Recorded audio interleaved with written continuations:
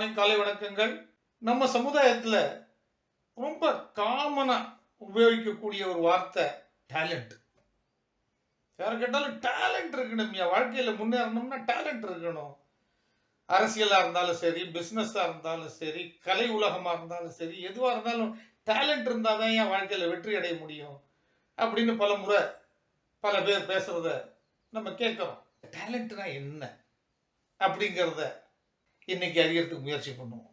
தமிழ், ஆங்கிலம், எந்த மொழியா இருந்தாலும் நமக்கு பல வார்த்தைகள் தெரியும், அதோட பொருளும் புரியும்.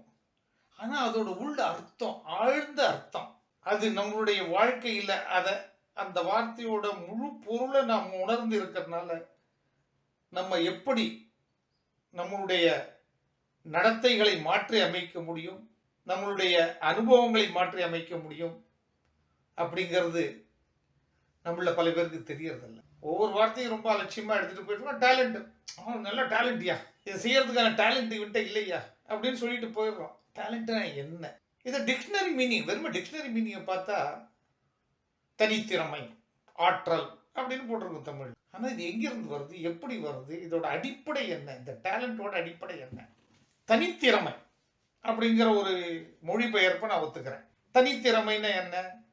ஒரு குறிப்பிட்ட செயலை செய்வதற்கான, அது குக்கிங்காக கூட இருக்கலாம், ஒரு ஓவியத்தை வரைகிறதா இருக்கலாம், அல்லது சேல்ஸாக இருக்கலாம், எதுவாக இருந்தாலும் அந்த குறிப்பிட்ட ஒரு துறையில், நடிப்பாக இருக்கலாம், ஒரு குறிப்பிட்ட துறையில் அந்த ஒரு குறிப்பிட்ட கதாபாத்திரத்தில் அதை முழுமையா திறமையா செய்யக்கூடிய தனித்திறமை தான் டேலண்ட். இந்த டேலண்ட்டுக்கு அடிப்படையா வேண்டியது ரெண்டு விஷயங்கள். ஒன்று நாலேஜ்,